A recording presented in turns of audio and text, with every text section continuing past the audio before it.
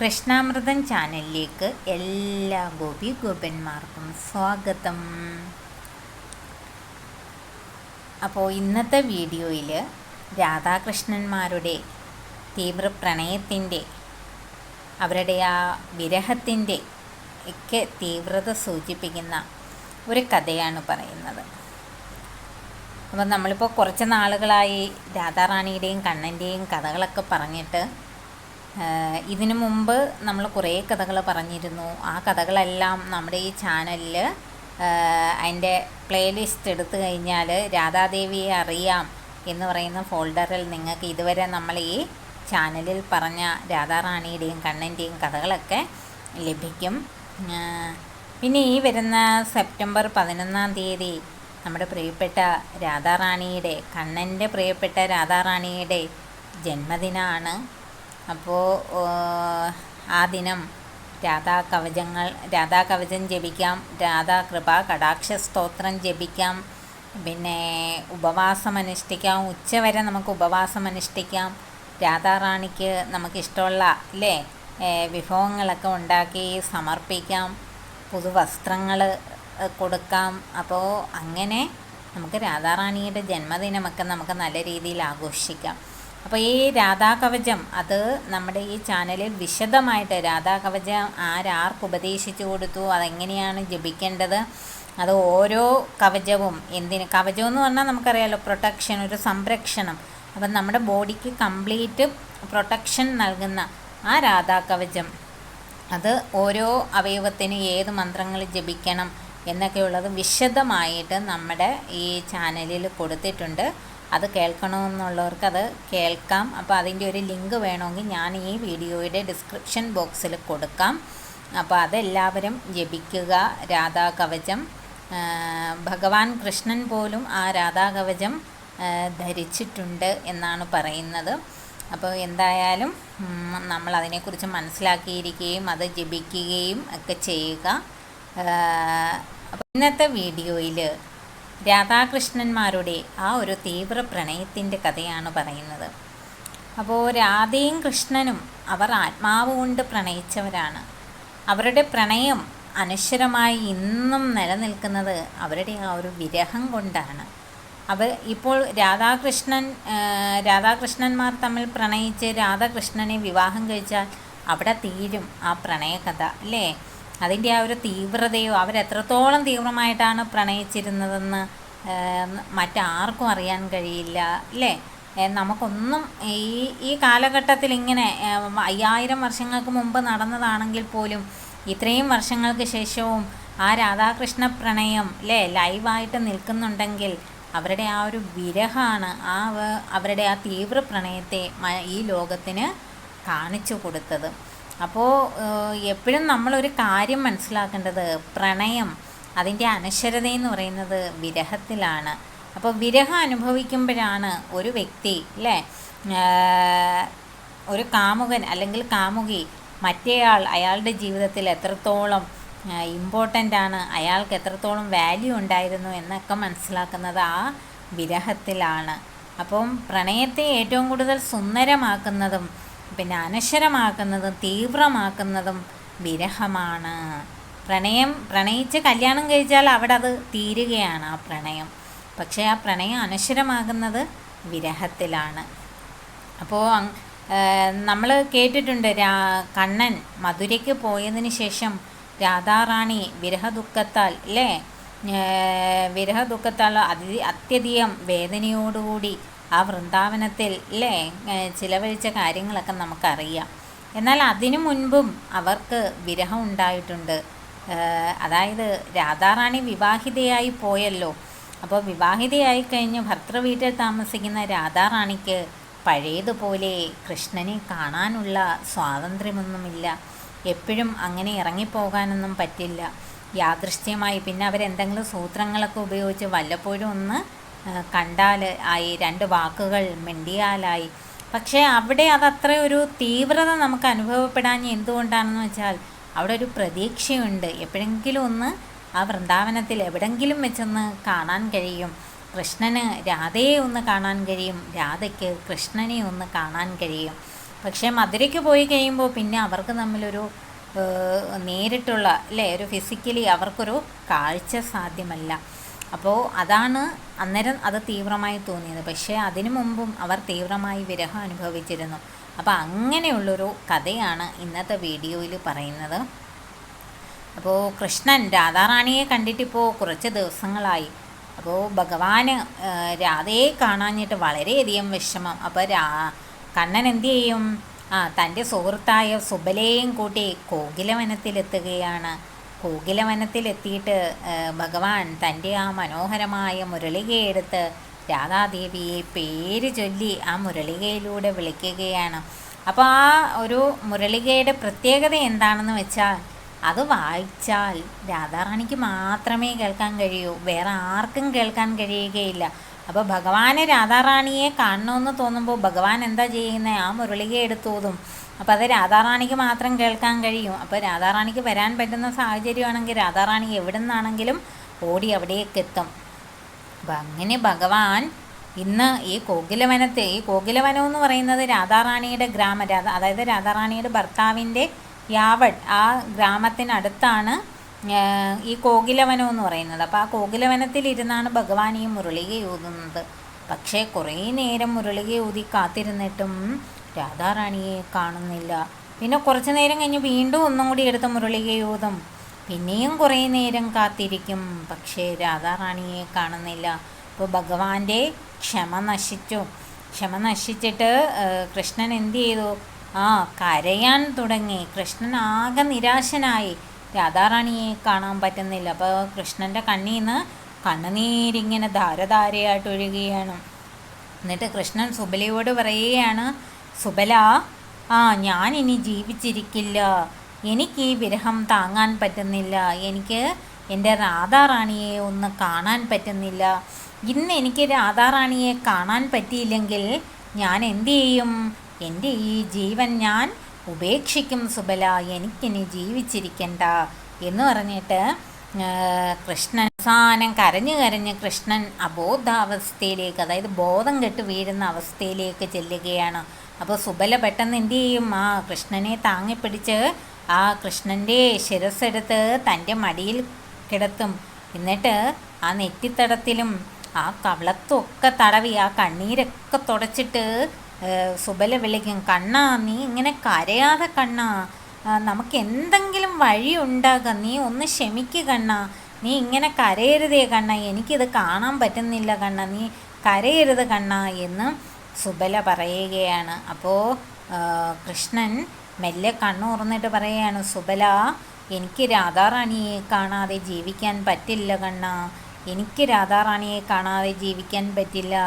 ഇന്ന് രാധാറാണിയെ എനിക്ക് കാണാൻ പറ്റിയില്ലെങ്കിൽ ഞാൻ എൻ്റെ ഈ ശരീരം ഞാൻ ഉപേക്ഷിക്കും, ഞാൻ എൻ്റെ പ്രാണനെ ത്യജിക്കും സുബല എന്ന് പറഞ്ഞ് കണ്ണൻ വീണ്ടും കരയുകയാണ്.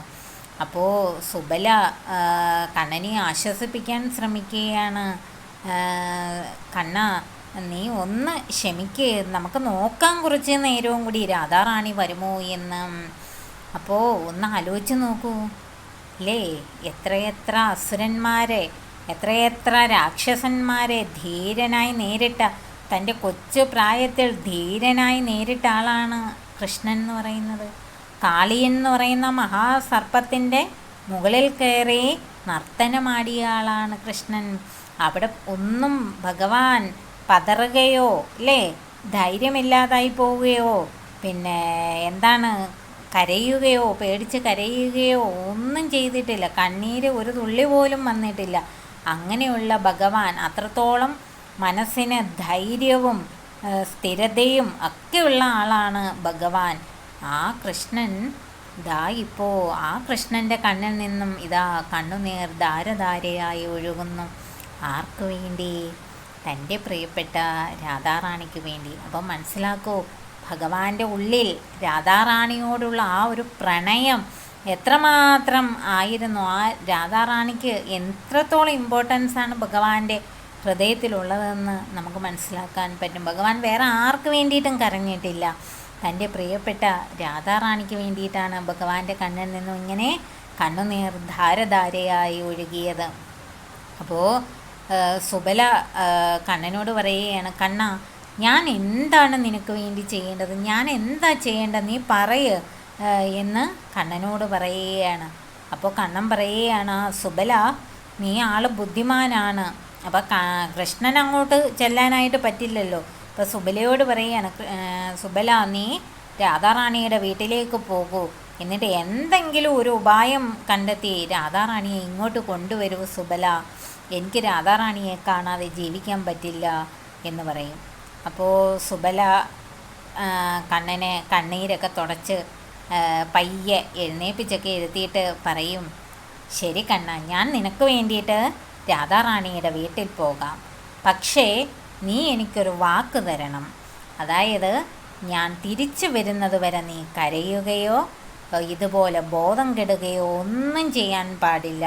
ക്ഷമയോടുകൂടി ഞാൻ വരുന്നത് വരെ കാത്തിരിക്കാമെന്ന് വാക്ക് തന്നാൽ മാത്രമേ കണ്ണാ ഞാൻ പോകുകയുള്ളൂ എന്ന് സുബല പറയുകയാണ്.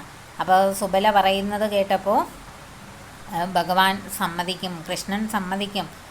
ശരി സുബല, നീ വരുന്നത് വരെ ഞാൻ കാത്തിരിക്കാം.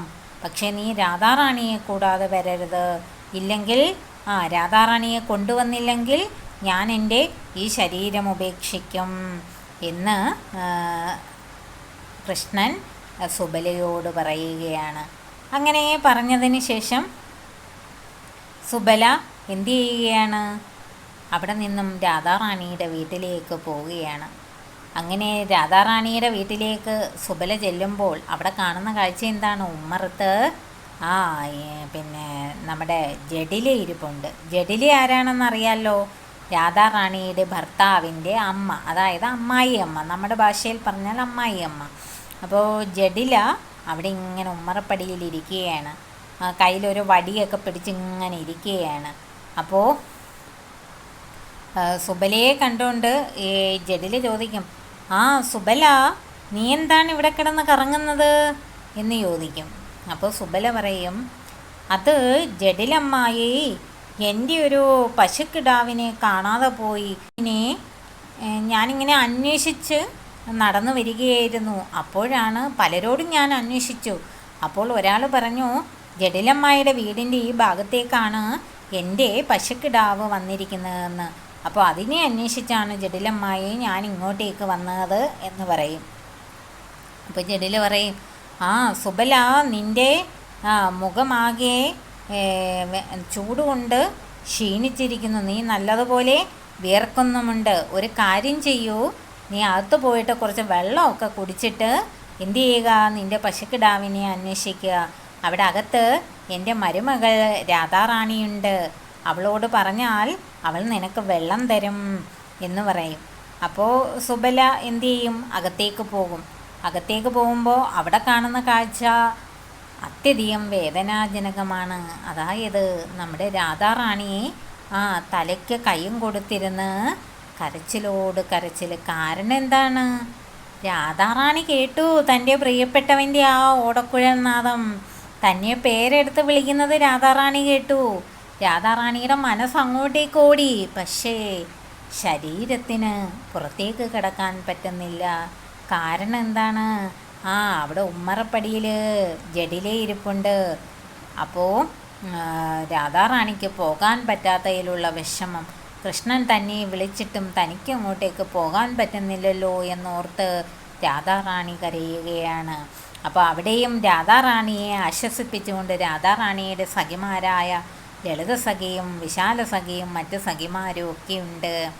അപ്പോൾ അങ്ങനെ ഇരിക്കുന്നിടത്തേക്കാണ് നമ്മുടെ സുബല ചെല്ലുന്നത്. സുബല ചെന്നിട്ട് അപ്പോൾ സുബലയെ കാണുമ്പോൾ രാധാറാണി ചോദിക്കും, സുബല, നീ എന്താണ് ഇവിടെ എന്ന് ചോദിക്കും. അപ്പോൾ സുബല എല്ലാ കാര്യങ്ങളും പറയും.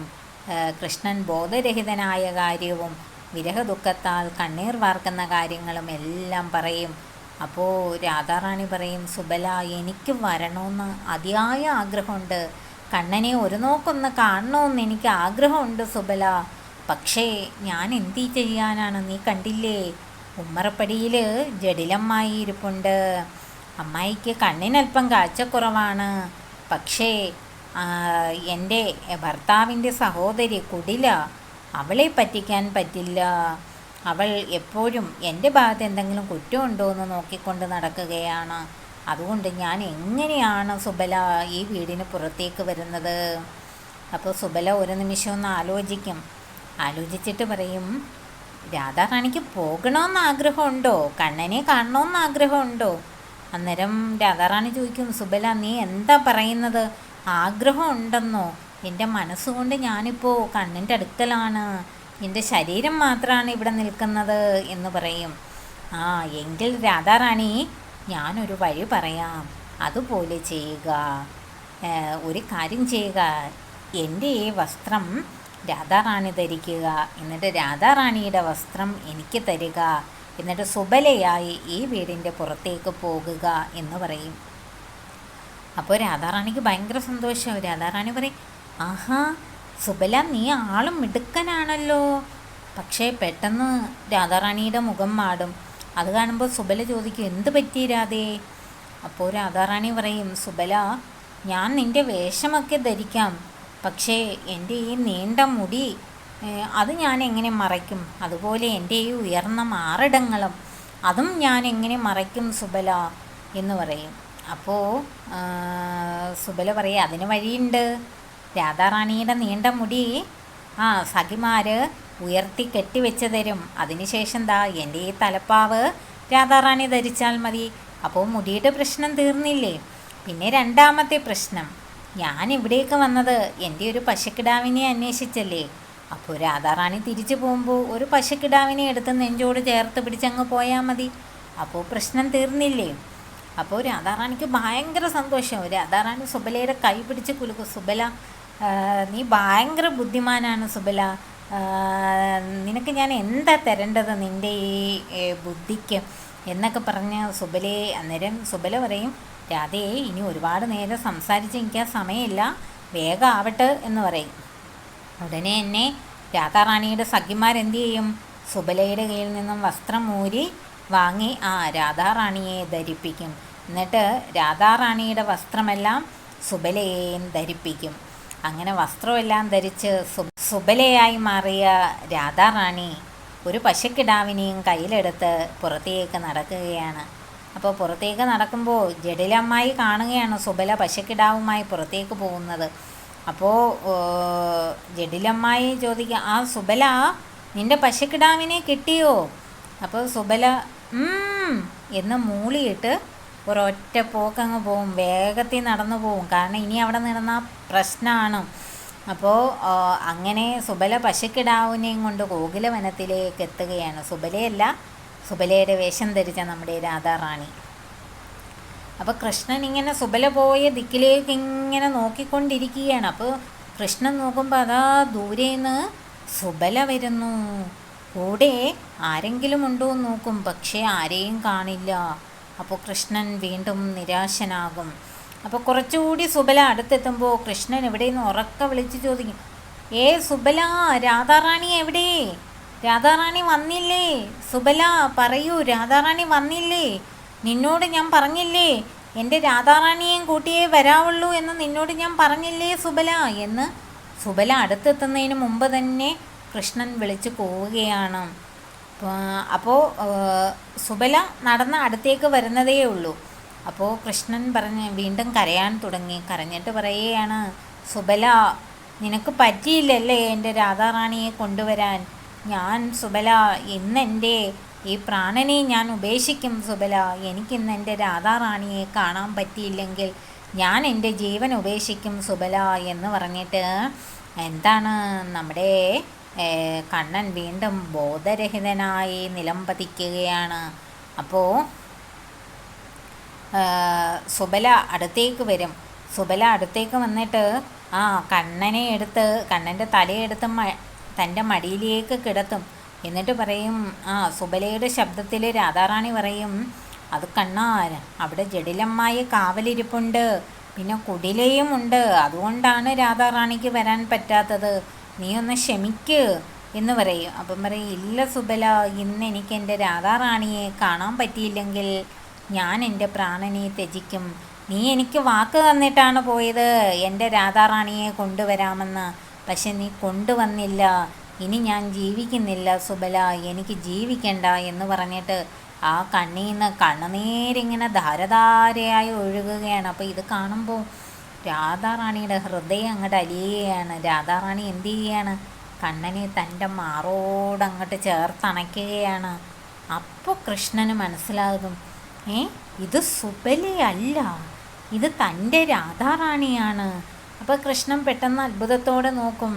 അന്നേരം പറയും, രാധാറാണിയോ എന്ന് ചോദിക്കുക. അപ്പോൾ രാധാറാണി എന്തു ചെയ്യും? തൻ്റെ ആ തലപ്പാവ് അങ്ങോട്ട് മാറ്റും. അപ്പോൾ രാധാറാണിയുടെ ആ നീണ്ട മുടി അങ്ങ് അഴിഞ്ഞ് വീഴും.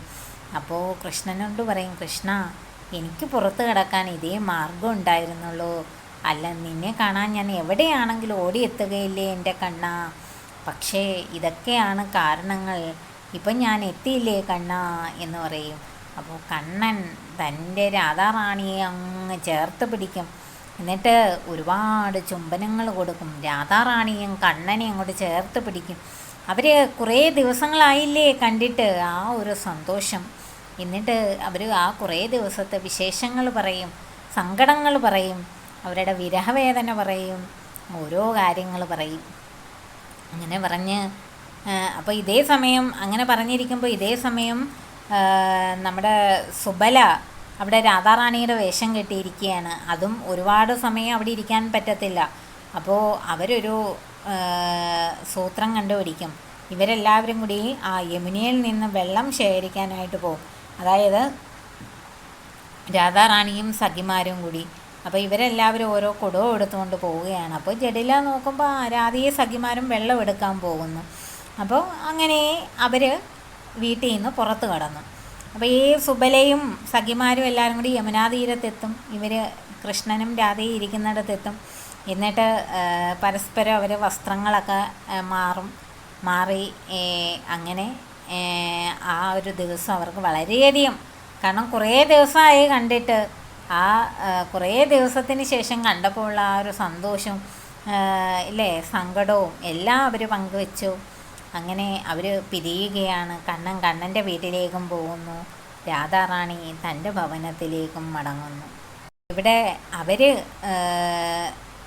ആ ഒരു വിരഹവും ആ ഒരു കൂടിച്ചേരലും ശരിക്കും അവരുടെ ആ ഒരു പ്രണയം എത്രത്തോളം തീവ്രമാണെന്ന് അല്ലേ വ്യക്തമാക്കുന്നു. അവർ ഒരിക്കലും എന്തു ചെയ്യുന്നില്ല, അവർ വെറുക്കുന്നില്ല, അവരെപ്പോഴും പരസ്പരം പ്രണയിച്ചുകൊണ്ടിരിക്കുകയാണ്, വിരഹത്തിലും പ്രണയിക്കുകയാണ് ഇല്ലേ. അതാണ് ആത്മാർത്ഥ പ്രണയമെന്ന് പറയുന്നത്. അല്ലാതുള്ള പ്രണയമൊക്കെയാണ് വിരഹമൊക്കെ ആയിക്കഴിയുമ്പോൾ ഇല്ലേ, വേർപെട്ട് കഴിയുമ്പോൾ അതവിടെ അവസാനിക്കും, മനസ്സിൽ മാത്രം കാണുമായിരിക്കും. പക്ഷേ പിന്നീട് അവരവരുടെ ജീവിതത്തിലേക്ക് മടങ്ങുന്നതായിരിക്കും കാണുന്നത്. പക്ഷേ ഇവിടെ ആ ഒരു തീവ്ര പ്രണയം, ആ ഒരു വിരഹത്തിലും അവർ കാത്തു സൂക്ഷിക്കുകയാണ്. അപ്പോൾ ഇതാണ് രാധയുടെയും കണ്ണൻ്റെയും പ്രണയത്തെ തന്നെ അനശ്വരമാക്കുന്നത്.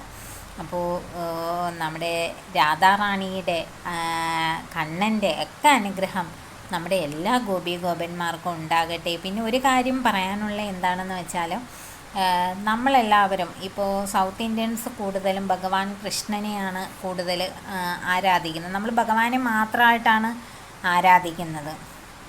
പിന്നെ അങ്ങനെ ആരാധിക്കുന്നതിൽ യാതൊരു തെറ്റുമില്ല, അതല്ല ഞാൻ പറഞ്ഞു വരുന്നത്. പക്ഷേ നമ്മൾ രാധാറാണിയെ കൂടി, കണ്ണൻ്റെ കൂടെ നമ്മൾ രാധാറാണിയെ കൂടി നമ്മൾ പ്രാർത്ഥിക്കുകയാണെങ്കിൽ ശരിക്കും നമ്മുടെ വീടിൻ്റെ ആ ഒരു അന്തരീക്ഷം തന്നെ മാറും. ഞാൻ പറഞ്ഞു വരുന്നത്, ഇപ്പോൾ ഭഗവാനെ കൃഷ്ണ ഭഗവാനെ നമ്മൾ പ്രാർത്ഥിക്കുമ്പോൾ ഭഗവാൻ നമുക്ക് തീവ്രമായ ഒരുപാട് പരീക്ഷണങ്ങളിലൂടെയൊക്കെ നമുക്ക് കടന്നു പോകണം ഭഗവാനിലേക്ക് എത്തണമെങ്കിൽ. കാരണം ഭഗവാൻ എന്ന് പറയുന്നത് എന്താണ് പറയുന്നത്, സുപ്രീം ഗോഡാണ്. അപ്പോൾ അവിടെ എത്തണമെങ്കിൽ അത്രമാത്രം നമ്മുടെ ഹൃദയം പരിശുദ്ധമായിരിക്കണം, നമ്മുടെ ഭക്തി നിർമ്മലമായിരിക്കണം അല്ലേ, കാപഢ്യങ്ങളൊന്നും ഉണ്ടാകാൻ പാടില്ല. അപ്പോൾ ഒരു തരത്തിലുള്ള മോശം കാര്യങ്ങളും നമ്മുടെ ഹൃദയത്തിൽ ഉണ്ടാകാൻ പാടില്ല. അത്രമാത്രം പവിത്രമായ ഹൃദയത്തോടു കൂടിയ അല്ലേ, അത്രമാത്രം പരമമായ ഭക്തിയുള്ള ഒരാൾക്ക് മാത്രമേ ഭഗവാനിലേക്ക് എത്താൻ പറ്റൂ. അപ്പം നമ്മൾ ഭഗവാനിലേക്ക് അടുക്കും തോറും ഭഗവാൻ നമ്മൾക്ക് പരീക്ഷണങ്ങൾ കൂടുതൽ തരും. അതായത് ഓരോ എക്സാം നമ്മൾ എഴുതി ഇപ്പോൾ 1ാം ക്ലാസ്സിലെ എക്സാം എഴുതി അടുത്ത 2ാം ക്ലാസ്സിലേക്ക് പോകുന്നു, 2ാം ക്ലാസ്സിലെ എക്സാം എഴുതിയെടുത്താൽ 3ാം ക്ലാസ്സിലേക്ക് പോകുന്നു. അപ്പോൾ ഘട്ടം ഘട്ടമായിട്ടേ നമുക്ക് ഭഗവാന്റെ അടുക്കലേക്ക് എത്താൻ പറ്റുകയുള്ളൂ. കാരണം ഓരോ പരീക്ഷണങ്ങളുണ്ട്. ഓരോ പരീക്ഷണങ്ങളിലൂടെ ഭഗവാന്റെ ആ ഒരു കാരുണ്യത്തിന് അല്ലെങ്കിൽ ഭഗവാന്റെ അനുഗ്രഹത്തിന്, ഭഗവാന്റെ ആ ഒരു മോക്ഷത്തിന് നമ്മൾ അർഹനാണോ എന്ന് ഭഗവാൻ ചെക്ക് ചെയ്യും. അവിടെ എവിടെയെങ്കിലും വെച്ച് നമുക്ക് എന്തെങ്കിലും പോരാക്കുറവുണ്ടെങ്കിൽ അതിനുള്ള അനുഭവങ്ങൾ നമുക്ക് തരും, നമുക്കത് കറക്റ്റ് ചെയ്യാനുള്ള. അത് ഒരുപക്ഷെ നമുക്ക് മനസ്സിലാകത്തില്ല, നമുക്കത് തീവ്ര ജീവിതാനുഭവങ്ങളായിട്ടായിരിക്കും മാറുന്നത്. അപ്പം ഞാൻ ഈ പറഞ്ഞു വരുന്നത് എന്താണെന്ന് വെച്ചാൽ, അപ്പം നമ്മൾ ഭഗവാൻ കൃഷ്ണനെ പ്രാർത്ഥിക്കുന്ന കൂട്ടത്തിൽ നമ്മളെ രാധാറാണിയെ കൂടി എന്ത് ചെയ്യുക, പ്രാർത്ഥിക്കുക. രാധാറാണിയുടെ നാമം ആദ്യം ജപിച്ചതിന് ശേഷം ഭഗവാന്റെ നാമങ്ങൾ ജപിക്കുക. അപ്പോൾ അവിടെ ഒരു അമ്മയും അച്ഛനും തമ്മിലുള്ള ആ ഒരു ഡിഫറൻസാണ്. ഇപ്പോൾ രാധാറാണിയെ നമ്മൾ ആദ്യം പ്രാർത്ഥിച്ച് നമ്മൾ പ്രീതിപ്പെടുത്തിയിട്ട് നമ്മൾ ഭഗവാനെ പ്രാർത്ഥിക്കും. അപ്പോൾ ഭഗവാനെ പ്രാർത്ഥിക്കുമ്പോഴത്തേന് നമ്മുടെ ഭാഗത്ത് ചെറിയ തെറ്റുകളും കുറ്റങ്ങളും ഒക്കെ ഉണ്ടെങ്കിലും രാധാറാണി അമ്മ ഭഗവാനോട് പറയും, പോട്ട്, അവർ അറിവില്ലാതെ ചെയ്തു പോയതല്ലേ, അല്ലേ, ക്ഷമിക്കുക, അവരെത്രത്തോളം പ്രാർത്ഥിക്കുകയല്ലേ എന്ന് നമുക്ക് വേണ്ടി രാധാറാണി കൂടി ഭഗവാന്റെ അടുക്ക റെക്കമെൻഡ് ചെയ്യും. അല്ലെങ്കിൽ നമ്മളെ നേരിട്ട് പരീക്ഷ എഴുതി എന്ത് ചെയ്യണം, പരീക്ഷ എഴുതി തന്നെ നമുക്ക് ഭഗവാന്റെ അടുക്കെ എത്താം. നമുക്ക് ഭഗവാന്റെ അടുക്കെ എത്താൻ പറ്റും. നമ്മൾ അത്രത്തോളം നിർമ്മലമായ മനസ്സും അത്രമാത്രം കഠിനമായ ജീവിതചര്യകളിലൂടെയൊക്കെ നമുക്ക് ഭഗവാന്റെ അടുക്കെ എത്താൻ പറ്റും. പക്ഷേ ഈ റെക്കമെൻഡേഷൻ, ഇപ്പം നമുക്ക് എവിടെയെങ്കിലുമൊക്കെ സീറ്റ് കിട്ടാൻ, ജോലി കിട്ടാൻ റെക്കമെൻഡേഷൻ, പരീക്ഷയ്ക്കുപരി ഒരു റെക്കമെൻഡേഷൻ ഉണ്ടെങ്കിൽ നമുക്ക് പെട്ടെന്ന് എന്ത് ചെയ്യും, ജോലി കിട്ടും എന്ന് പറയുന്ന കണക്കാണ്. രാധാറാണിയമ്മയെ നമ്മൾ പ്രാർത്ഥിച്ചു കഴിഞ്ഞാൽ നമുക്ക് ഒരു റെക്കമെൻഡേഷൻ കിട്ടും ഭഗവാന്റെ അടുക്ക പെട്ടെന്ന്. അതായത് ചില പരീക്ഷകളൊക്കെ എഴുതാതെ തന്നെ നമുക്ക് ഭഗവാന്റെ അടുക്കൽ എത്താൻ പറ്റും. അപ്പോൾ അതാണ് രാധാറാണി അമ്മയും കൂടി നമ്മൾ എന്ത് ചെയ്യുക, എല്ലാവരും പ്രാർത്ഥിക്കാൻ തുടങ്ങുക. ഇപ്പം ഞാൻ രാധാറാണി അമ്മയെ ഞാൻ രാധാറാണി അമ്മയുടെ കഥകളൊക്കെ കേട്ടിട്ടുണ്ട്. കണ്ണൻ്റെ കാമുകി എന്നുള്ള നിലയിൽ പണ്ട് കേട്ടിട്ടുണ്ട്. പക്ഷേ അതിനുപരി ആ രാധാറാണിയുടെ, കണ്ണൻ്റെ ഹൃദയത്തിൽ ആ രാധാറാണിക്കുള്ള സ്ഥാനം, ഇതൊന്നും എനിക്കറിയില്ലായിരുന്നു. ശരിക്കും ഞാനൊരു 3-4 വർഷമായതേ ഉള്ളൂ രാധാറാണി അമ്മയെക്കുറിച്ച് കൂടുതൽ മനസ്സിലാക്കാനും പഠിക്കാനും അറിയാനും ഒക്കെ തുടങ്ങിയിട്ട്. അപ്പം ഞാൻ എത്ര വലിയൊരു തെറ്റാണ് നമ്മൾ ചെയ്തത്. ഇത്രയും ഭഗവാന്റെ പ്രിയപ്പെട്ട, അല്ലേ, ഭഗവാന്റെ ഏറ്റവും അടുത്ത ആഹ്ലാദിനി ശക്തിയായിട്ടുള്ള, ഭഗവാന്റെ പ്രാണപ്രിയയായിട്ടുള്ള ആ രാധാറാണിക്ക് അർഹിക്കുന്ന ഒരു പ്രാധാന്യം നമ്മളാരും കൊടുത്തിട്ടില്ല എന്നാണ് എനിക്ക് തോന്നുന്നത്. ശരിക്കും പ്രകൃതിയും പുരുഷനും ചേരുമ്പോഴാണ്. ഇപ്പോൾ നമ്മൾ ശിവപാർവതിമാർ, അല്ലേ, ഉമാമഹേശ്വരന്മാർ, അവരെ ആരാധിക്കുമ്പോഴും അവിടെ ഒരു സ്ത്രീ ചൈതന്യമുണ്ട്, സ്ത്രീയും പുരുഷനും ഉണ്ട്. അപ്പോൾ അതുപോലെ ഇപ്പം മഹാവിഷ്ണു ലക്ഷ്മി ദേവിയും, അല്ലേ. അപ്പോൾ അങ്ങനെ നമ്മുടെ കൃഷ്ണൻ്റെ ആ ഒരു അർദ്ധനാരീശ്വര സങ്കല്പം എടുക്കുകയാണെങ്കിൽ ഭഗവാൻ കൃഷ്ണൻ്റെ പകുതി എന്ന് പറയുന്നത് രാധാറാണിയാണ്. അപ്പം നമ്മൾ അവരെ രണ്ടുപേരെയും കൂടി ഒരുമിച്ച് പ്രാർത്ഥിക്കുകയാണെങ്കിൽ നമ്മുടെ ജീവിതത്തിൽ കൂടുതൽ ഐശ്വര്യങ്ങളും അഭിവൃദ്ധിയും അതുപോലെ ഭഗവാന്റെ കൃപാകടാക്ഷങ്ങളും ഒക്കെ. പിന്നെ എനിക്ക് തോന്നുന്നത് ഒരു നമ്മുടെ ജീവിതത്തിലൊരു ഭയങ്കരമായിട്ടുള്ളൊരു ശാന്തത, ഒരു ഒരു പ്രശ്നമില്ലാത്തൊരു അവസ്ഥ ഉണ്ടാകുമെന്നാണ് എനിക്ക് എൻ്റെ ഒരു അനുഭവത്തിൽ നിന്ന് മനസ്സിലാകുന്നത്. കാരണം വർഷങ്ങളായിട്ട് ഒരു കലുഷിതമായ മനസ്സുമായിട്ടൊക്കെ ജീവിച്ച ഒരു വ്യക്തി എന്ന നിലയ്ക്ക് ഞാൻ ഒരു രാധാകൃഷ്ണൻ്റെ വിഗ്രഹം ഞാൻ വാങ്ങിച്ചുകൊണ്ട് വയ്ക്കുകയാണ്. ശരിക്കും ഇത് അറിയുന്നതിന് മുമ്പ്, രാധാദേവിയെക്കുറിച്ച് കൂടുതൽ അറിയുന്നതിന് മുമ്പ് എനിക്കത് കണ്ടപ്പോൾ ഇഷ്ടപ്പെട്ടു. എൻ്റെ വിളക്ക് കത്തിക്കുന്നിടത്ത് വെക്കാനായിട്ട് ഞാൻ വാങ്ങിച്ചുകൊണ്ട് വരികയാണ് ഈ രാധയുടെയും കൃഷ്ണൻ്റെയും ഒരു ഗോൾഡൻ കളറിലുള്ള ഒരു വിഗ്രഹം പോലെ ഇരിക്കുന്നൊരു സംഭവം. അപ്പോൾ ഇത് വാങ്ങിക്കൊണ്ട് വന്ന് ഞാൻ വിളക്ക് കത്തിക്കാൻ തുടങ്ങിയതിന് ശേഷമാണ് എനിക്ക് രാധാറാണിയെക്കുറിച്ച് കൂടുതൽ അറിയാൻ അവസരങ്ങളുണ്ടാകും, രാധാറാണിയെക്കുറിച്ച് കൂടുതൽ അറിയുന്നത്. അപ്പോൾ രാധയും കൃഷ്ണനെയും കൃഷ്ണ ഭഗവാനെ ഞാൻ കുട്ടിക്കാലം തൊട്ടേ പ്രാർത്ഥിക്കുന്ന ആളാണ്. പക്ഷേ ഈ രാധാകൃഷ്ണന്മാരെ വിളക്ക് കത്തിച്ച് പ്രാർത്ഥിച്ച് രാധാദേവിയെ കൂടുതൽ അറിഞ്ഞ് രാധാദേവിയുടെ നാമങ്ങളുമൊക്കെ ജപിച്ച് തുടങ്ങുന്നത് ശരിക്കും എൻ്റെ ഹൃദയത്തിന് ഒരു ഭയങ്കരമായിട്ടുള്ളൊരു ഒരു സമാധാനവും ശാന്തിയൊക്കെ ഉണ്ടായിട്ട് ആ കലുഷിതമായ ആ അവസ്ഥകളൊക്കെ അങ്ങ് മാറിയിട്ട് ശരിക്കും ഞങ്ങളുടെ ജീവിതത്തിൽ കുറച്ച് കൂടുതൽ സ്നേഹം, പ്രണയം ഞങ്ങളുടെ കുടുംബാംഗങ്ങൾക്കിടയിലൊക്കെ ഉണ്ടായി എന്നാണ് എൻ്റെ ഒരു അനുഭവം. അപ്പം നിങ്ങളും അതൊന്ന് പരീക്ഷണാർത്ഥമല്ല ചെയ്യുന്നത്, അങ്ങനെ വരാൻ പ്രാർത്ഥിച്ചുകൊണ്ട് നിങ്ങൾ ചെയ്തു നോക്കും. നിങ്ങളുടെ കുടുംബത്തിലും ഇപ്പോൾ എന്താണ് അകൽച്ചയിലൊക്കെയുള്ള ബന്ധങ്ങൾ, ഇപ്പോൾ ഭാര്യാഭർത്തൃ ബന്ധങ്ങളൊക്കെ ആണെങ്കിലും ഈ രാധയും കൃഷ്ണനെയും ഒരുമിച്ചൊന്ന് പ്രാർത്ഥിച്ചു നോക്കും. നിങ്ങൾക്കിടയിൽ പ്രണയം തീർച്ചയായിട്ടും വരും. കുടുംബാംഗങ്ങൾ, ഭാര്യാഭർത്താക്കന്മാർക്കിടയിൽ മാത്രമല്ല, നമ്മുടെ കുടുംബാംഗങ്ങൾക്കിടയിൽ എല്ലാം ഒരു ശാന്തി സമാധാനം ഒക്കെ ഉണ്ടാകുമെന്നാണ് എൻ്റെ ഒരു വിശ്വാസം. അപ്പോൾ ഈ വരുന്ന സെപ്റ്റംബർ 11 നമ്മുടെ രാധാദേവിയുടെ ജന്മദിനമാണ്. നമ്മുടെ കണ്ണൻ്റെ ജന്മദിനം പോലെ തന്നെ നമ്മൾ കൃഷ്ണഭക്തർക്കും രാധാഭക്തർക്കും എല്ലാം പ്രിയപ്പെട്ട ഒരു ദിനമാണ് ഈ രാധാദേവിയുടെ ജന്മദിനം. അപ്പോൾ എല്ലാ ഗോപന്മാർക്കും നമ്മുടെ എല്ലാ ആത്യന്തികമായ ലക്ഷ്യം എന്താണ്? ഗോലോകത്തിലേക്ക് പോവുക, അവിടെ ചെന്നിട്ട് ഭഗവാൻ കൃഷ്ണനെയും രാധാറാണിയെയൊക്കെ സെർവ് ചെയ്യുക, അല്ലേ? അവർക്ക് ഓരോ സേവനങ്ങൾ കൊടുക്കുക, അവരെ സേവിക്കുക, അതാണ് നമ്മുടെ എല്ലാ ആത്യന്തികമായ ലക്ഷ്യം എന്ന് പറയുന്നത്. അപ്പോൾ ഭഗവാൻ കൃഷ്ണൻ്റെയും രാധാറാണിയുടെയൊക്കെ അനുഗ്രഹം നമ്മുടെ എല്ലാ ഗോപന്മാർക്കും ഉണ്ടാകട്ടെ. നിങ്ങൾക്കും രാധയിലൂടെ കണ്ണനിലേക്ക് എത്താൻ കഴിയട്ടെ എന്ന് പ്രാർത്ഥിക്കുന്നു. അപ്പോൾ അടുത്ത വീഡിയോയിൽ നമുക്ക് വൈകാതെ കാണാം. ജയ് ശ്രീ രാധേ രാധേ. സർവം കൃഷ്ണാർപ്പണമസ്തു.